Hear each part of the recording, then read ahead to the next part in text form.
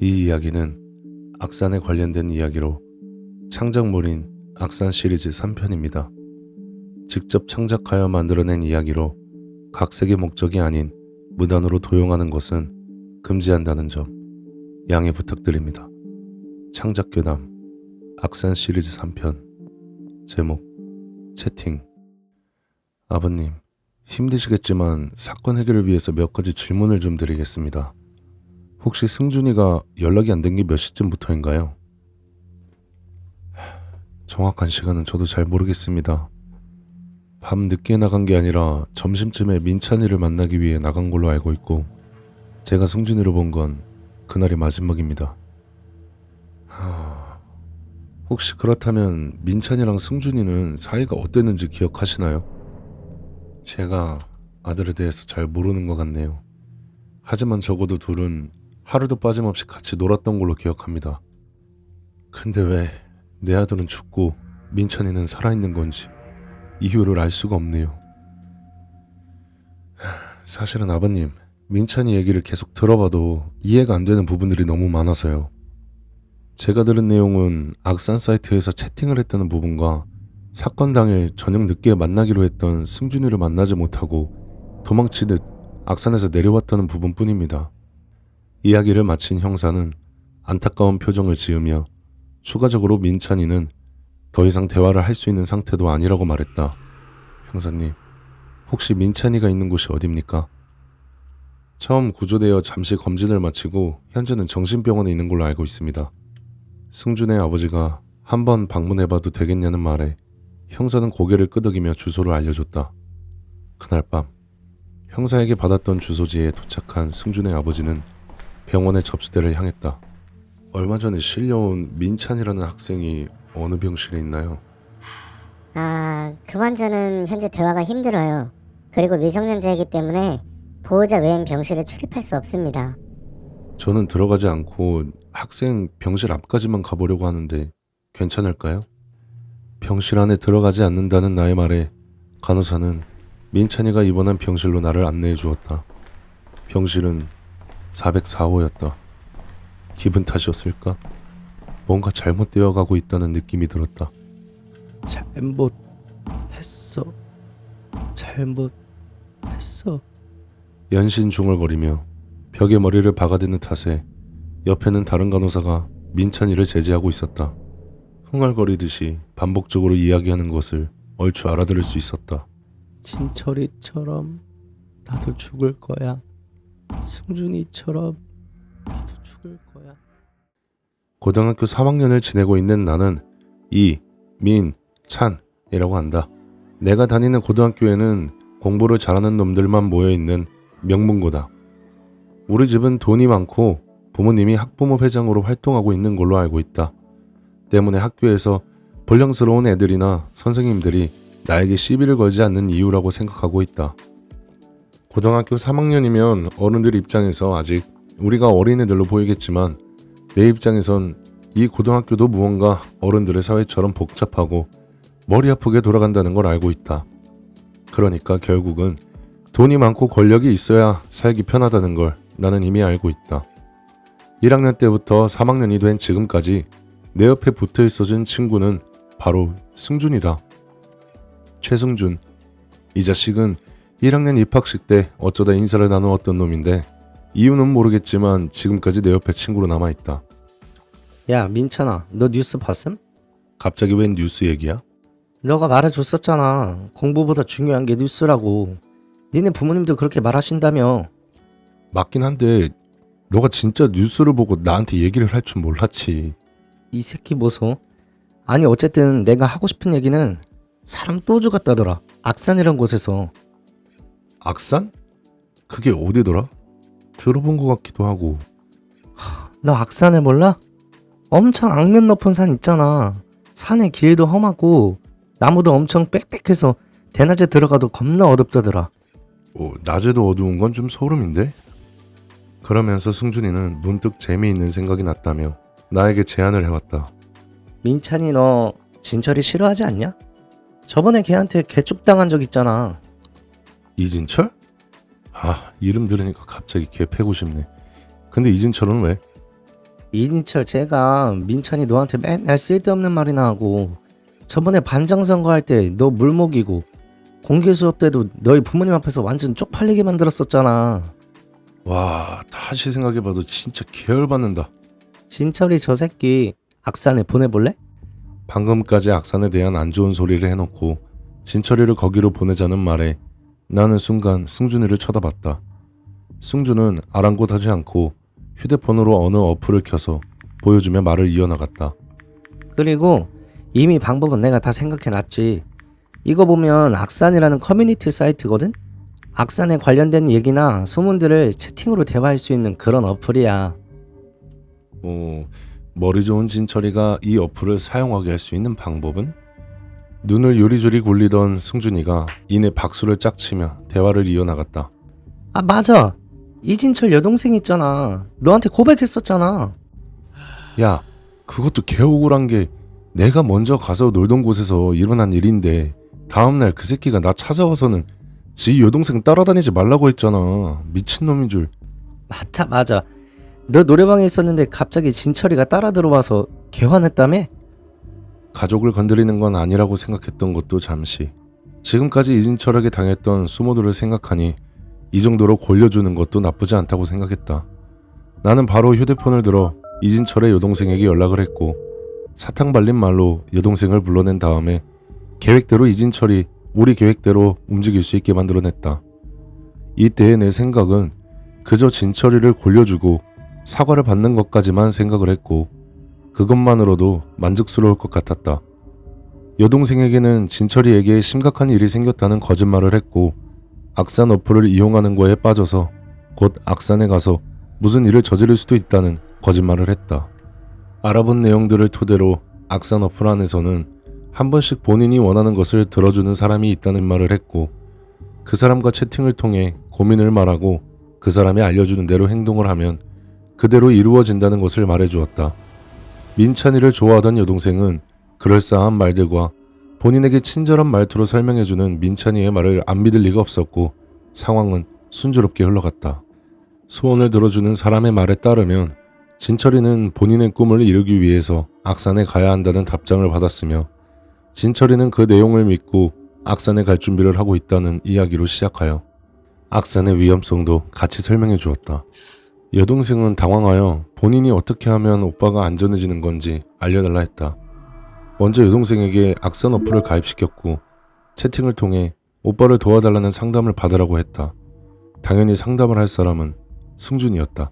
반대로 진철이에게는 여동생이 악산이라는 어플에 너무 빠져서 일상생활을 제대로 하지 않고 있는 것 같다는 거짓말을 치며 악산 어플에 동일하게 고민이나 소원을 들어주는 사람이 있으며 동생이 잘못되기 전에 어플에 가입하여 어서 상담을 받아보라 했다. 진철이는 콧방귀를 끼며 그런 게 어딨냐며 믿지 않는 눈치였지만 우리에겐 보였다. 하나밖에 없는 동생의 걱정에 흔들리는 진철이의 눈동자를. 진철이의 고민을 상담해주는 사람도 역시나 승준이었다. 진철이는 여동생에게 직접 말을 하고 싶었지만 아무래도 이미 빠져있는 아이에게 하지 말라고 해도 통하지 않을 것 같아서 친구들이 알려준 채팅을 상담받으러 왔다는 식으로 얘기했다. 진철이는 이런저런 얘기를 하며 어떻게 하면 여동생이 채팅에서 벗어날 수 있게 하냐며 물어봤고 기회를 놓치지 않고 승준이는 악산으로 향하라고 답변했다. 추가적으로 승준이는 의심이 많은 진철이를 설득하기 위해서 대략적인 가정사와 함께 가까운 사람들만 알던 정보들을 읊어댔다. 의외로 이 방법은 통했고 진철이 의심하는 부분들을 해소해주면 그것은 곧 확신이 되었다. 마지막으로 악산에 가라는 답변을 받은 진철이는 악산에서 해야 하는 것과 어디를 가야 하는 건지에 대해서 물어봤다. 이런 상세한 부분까지는 아직 계획이 없었기 때문에 다음날 말해준다 약속하며 진철이를 돌려보냈다. 야, 진철이 이 새끼 이거 진짜 악산에 가겠는데? 그건 그렇고 가서 뭐라고 해? 하긴 뭐래. 다치거나 무슨 일 생기면 안 되니까 그냥 개쫄아 있을 때 등장해서 사과나 받으면 되겠지. 역시 너답다. 그래서 뭐 어쩔 건데? 진철이 저 자식이 겁만 잔뜩 먹으면 되는 거야. 악산에 대해 뭐 알고 있는 거 있어? 글쎄, 뉴스에서는 뭐 맨날 다치고 죽는 얘기만 나와서 정확한 건 모르겠는데 어제 악산 어플에 가입해서 진철이 오기 전까지 기다리는 동안 몇 명이 채팅방에 들어와서 고민을 막 털어놓는 거야. 그러면서 고민을 얘기하던 사람들이 악산의 낡은 산장과 동굴이 있었는데 그곳에서 죽었던 사람들의 이야기와 사고가 났던 사람들에 대한 이야기들을 해주었고 살아남고도 현재 정신병원에 갇혀있다는 말을 했고 순간 소름이 돋았다는 말을 하던 승주는 갑자기 부르르 몸을 떨었다. 그게 뭐야, 소문일 뿐이지. 회사에서 한 사람을 퇴사시키려고 일부러 동아리까지 만들었다가 팀장 빼고 다 죽었고, 산장에서는 6명인가 같이 들어갔다가 귀신에 홀려서 남자 하나 빼곤 다 죽었대. 그러면서 승주는 마지막 한마디가 제일 기분 나빴다며 고개를 흔들어대길래 물어봤고 승주는 대답했다. 그 사람들과 똑같이 행동하지 말라고 했어. 대답을 들은 나는 괜히 기분이 나빠졌고 주제를 돌리려 진철이를 악산에 어디로 보내야 할지 물어봤다. 지금 검색해보니까 악산 입구에서 조금 더 올라가다 보면 유명한 나무가 하나 있다는데 잎이 하나도 나지 않는 나무가 있대. 뭐냐 그건? 탈모나무냐? 아니, 죽은 귀신들이 그 나무에 죄다 붙어있어서 잎이 안 나는 거라던데? 장난스레 웃던 나는 괜히 멋쩍어졌다. 그럼 거기서 만나는 걸로 하고 진철이가 거기서 2일에서 3일 정도는 있어야 돼. 무서워서 정신 나가기 직전에 우리가 구해주고 사과받는 거지. 어때? 와, 이틀만 버텨도 솔직히 대단한 거라고 생각한다. 지금 보니까 금방에 개울도 흐르고 마실 수 있는 물 정도는 있으니까 걱정 없음. 그리고 핸드폰으로 올라가는 거 찍던지 녹음하던지 하라고 해.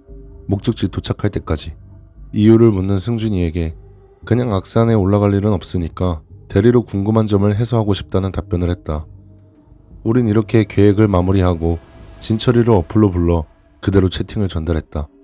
그날 잠들기 전에 몽롱한 상태에서 문득 승준이 해줬던 말이 귓가에 맴돌았다.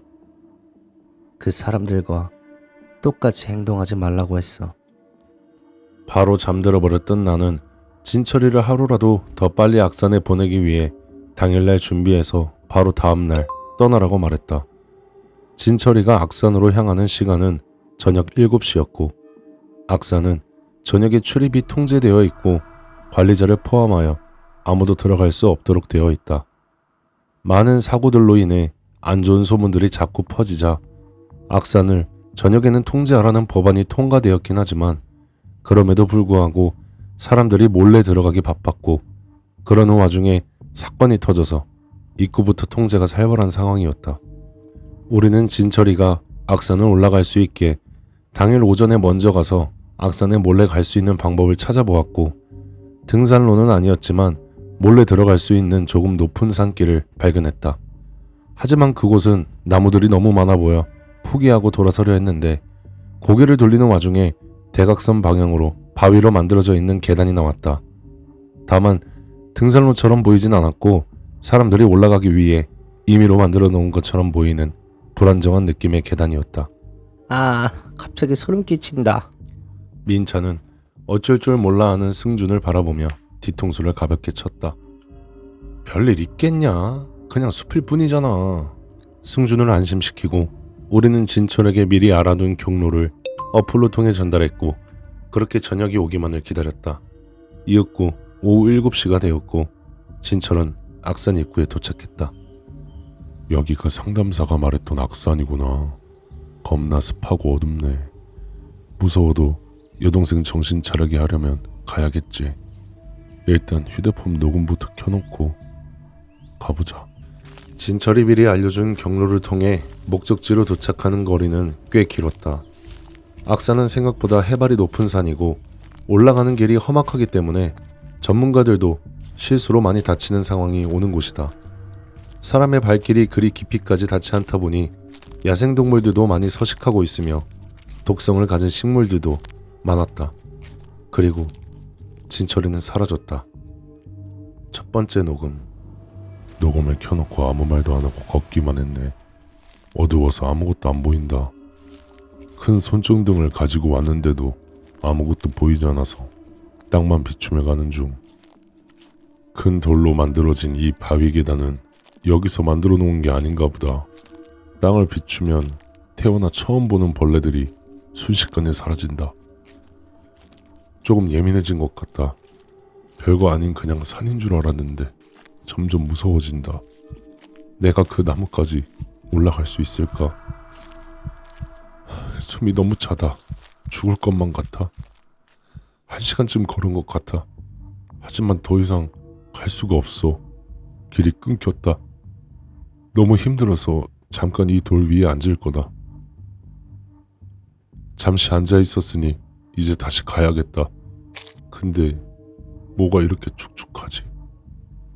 이런 미친, 이건 피다. 손전등으로 비춰보니 여기 사고 난 것 같다. 낭떠러지인가? 저기에도 피가 묻어있네. 여기까지 와서 무섭다고 내려갈 수는 없지. 그 나무만 찍고 어디든 들어가야겠다. 표지판이다. 표지판에 산장 그림이 그려져 있어. 왜 표지판이 있지? 여기는 만들어진 길이 더 이상 없는데. 같은 시각 민찬과 승주는 당황한 기색이 역력했다. 야 승준아, 여보세요? 야, 진철이 이 새끼 진짜 올라간 거 맞아? 당연하지. 연락했었어. 마지막에 통화도 했고. 그 전에 어플 채팅방에도 들어와서 얘기하던데? 산에 올라가서 어플에 들어왔었다고? 그렇다면 계속 답장을 해줘야 한다며 귀찮아하는 승준에게 민찬은 물었다. 진철이 걔가 뭐라고 했는데? 전혀 모르겠던데. 갑자기 죽을 수도 있다고. 뭐 멀쩡하지 못할 거라고? 근데 나 게임하고 있어서 귀찮아가지고 그냥 신경 쓰지 말고 얼른 올라가기나 하라고 답장했지. 그 똑똑한 진철이가 그런 헛소리를 했다고? 좀 이해가 안 가는데. 뭐야, 사실은 민찬이는 진철이를 걱정하고 있던 거야? 근데 이미 출발했을 텐데. 전화라도 해볼까? 혹시나 위험하다 싶으면 다시 내려오라고 하면 되지. 사실은 마음속에서는 그렇게 하라고, 어서 진철이가 산에서 내려오게 도와주라고 나를 자극했지만, 그런 내 자신이 무언가 마음에 들지 않았던 나는 코웃음 치며 승준에게 말했다. 야, 내가 그 새끼 걱정하는 걸로 보여? 똑똑한 새끼가 갑자기 헛소리하니까 그런 거지. 어차피 난 그 새끼가 죽든 말든 신경 안 써. 나한테 사과만 하고 꺼지면 그만임. 멈칫했던 승준은 웃음으로 상황을 얼버무리며 대답했다. 그게 이민찬이지. 어플 둘러보는 중인데 꿀잼이라 전화 끊는다. 두 번째 녹음. 산장이 정말 나왔네. 쭉 걸어가면 등산로고 오른쪽은 산장, 왼쪽에는 발자국이 보인다. 왼쪽으로 한번 가봐야지. 아, 절벽이네. 발자국은 이미 그 전에 끊겼어. 솔직히 내가 여기 오기 전에 조사했던 사건들이랑 너무 비슷해서 좀 소름 돋는데 어쩌지? 진철은 인터넷으로 검색했던 동굴에서의 사망사건과 생존자 얘기, 산장에서 일어났던 이야기들이 떠올랐다. 난 어쩌면 죽을지도 모른다. 아니, 아마 죽을 것 같다. 지금 내 앞에 무언가 보인다. 빨간색 눈이 보인다. 입도 엄청 큰 것 같다.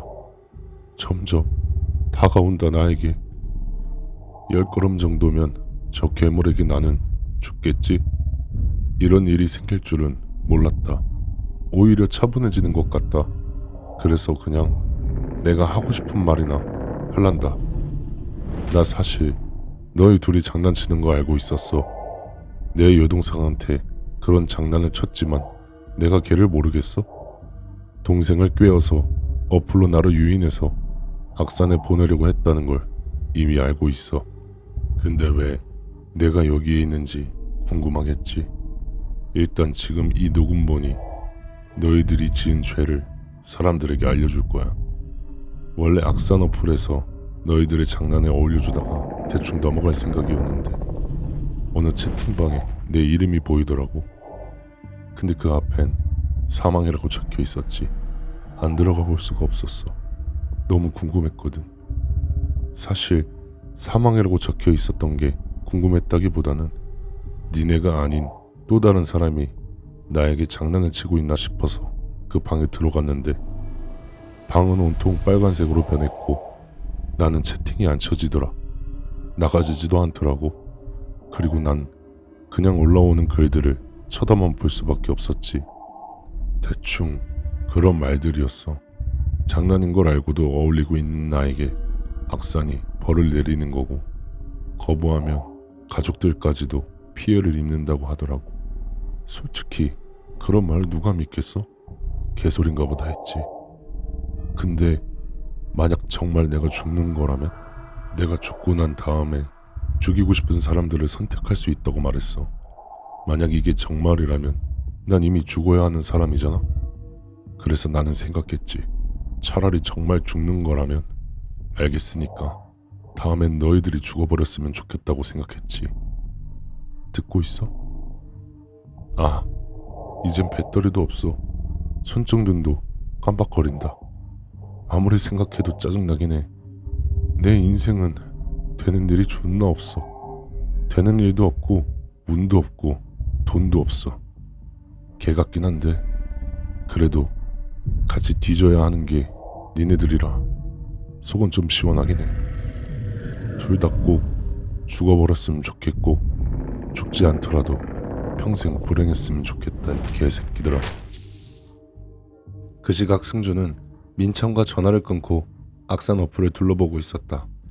채팅방이랑 글은 많은데 하나같이 다 똑같은 내용에 여자 구하는 글들이라 이제 노잼이네.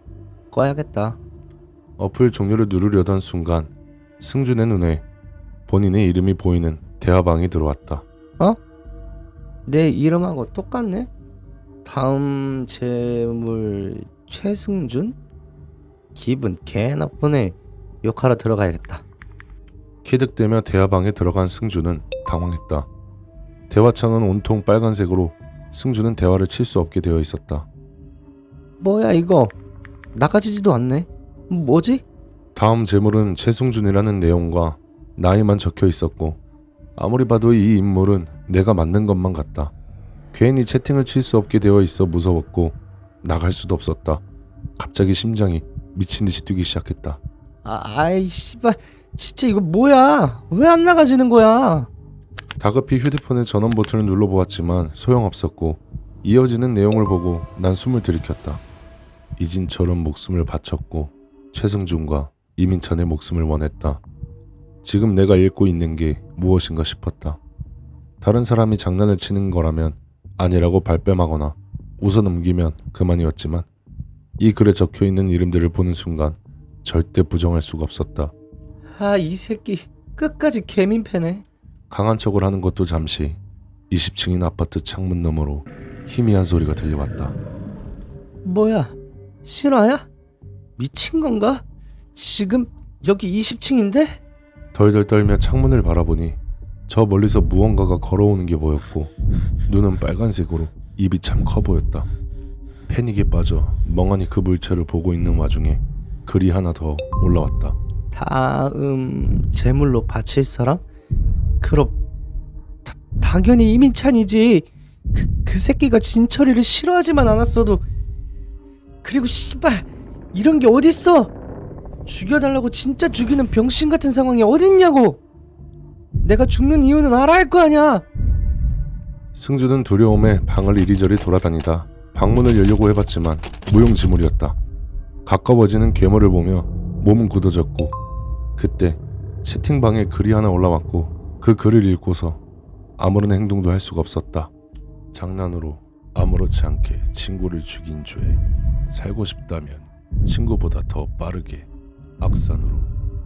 창문엔 귀신, 방문은 다 잠궈놓고 뭔 개같은 소리야 이게. 갑자기 방문에 잠금이 풀리는 소리가 들렸고, 다급해진 승주는 바로 문을 열고 집 밖으로 뛰쳐나가며 민찬에게 전화를 걸었다. 이 새끼보다 먼저 악산에 가야 해. 그래야 내가 살 수 있어. 그 시각 민찬은 이런 일이 일어나는 것도 모른 채 불안에 떨며 연결되지 않는 승준에게 전화를 걸어대고 있었다. 와, 안되겠다. 걱정돼서 안되겠어.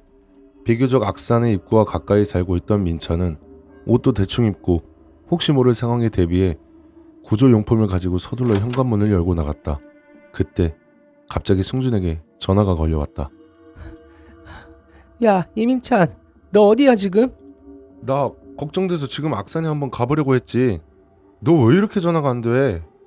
야, 지랄하지 말고 거기 있어. 악산에 가면 안 돼. 공격적인 승준의 모습에 당황한 민찬은 다시 물어봤다. 무슨 소리야 그게? 악산에 가지 말라니. 진철이랑은 연락은 된 거야? 그 새끼 죽었어. 죽었다고. 내가 먼저 악산에 가볼게. 아니 내가 가야 돼. 그러니까 넌 그냥 집에나 가 있으라고. 갑자기 연락이 닿은 승준과 대화가 전혀 통하질 않자 이해가 전혀 되지 않는 민찬은 더 이상 대화가 통하지 않을 것 같아 전화를 끊었고 택시를 잡았다. 하지만 악산으로 가달라고 하니 기사는 운행을 거부했고 민찬은 택시를 3대나 더 떠나보내고서야 악산 입구에 도착할 수 있었다. 어디 있어 이 새끼. 일단 내가 알려준 길부터 가봐야겠다. 민찬은 알려준 길로 쉬지 않고 뛰어갔고 숨이 차긴 했지만 일단 진철을 찾기 위해 달리고 또 달렸다. 하지만 진철이는 보이지 않았고 다시 승준에게 전화가 걸려왔다. 야, 이민찬, 너 어디야? 너 악산 도착했어? 와서 진철이 찾는 중인데 보이질 않아. 이게 어떻게 된 거야? 당장 내려가라고 이 새끼야. 너 거기 있으면 내가 죽는다고. 입구에서 일단 만나. 입구에서.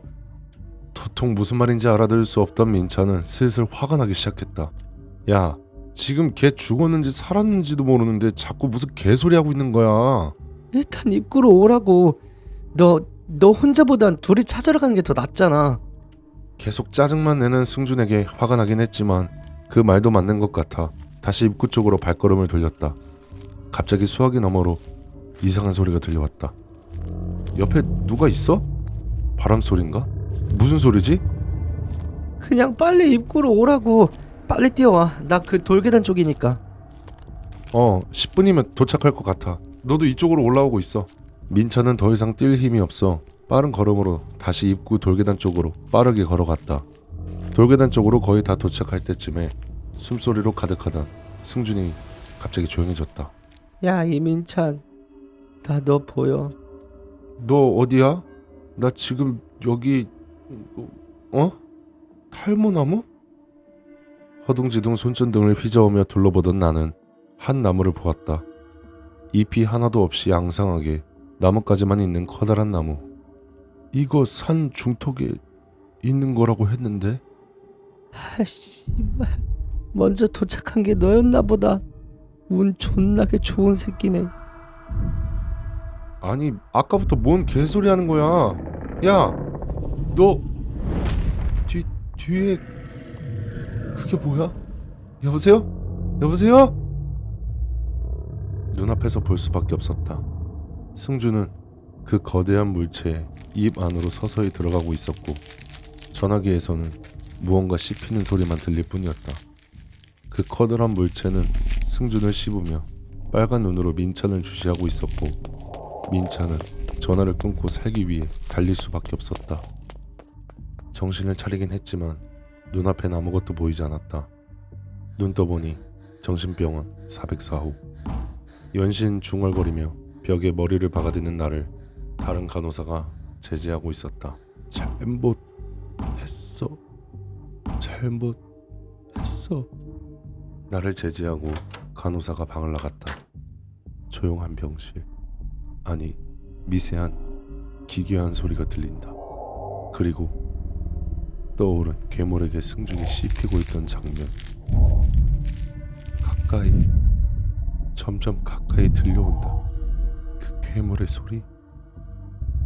그 사람들과 똑같이 행동하지 말라고 했어.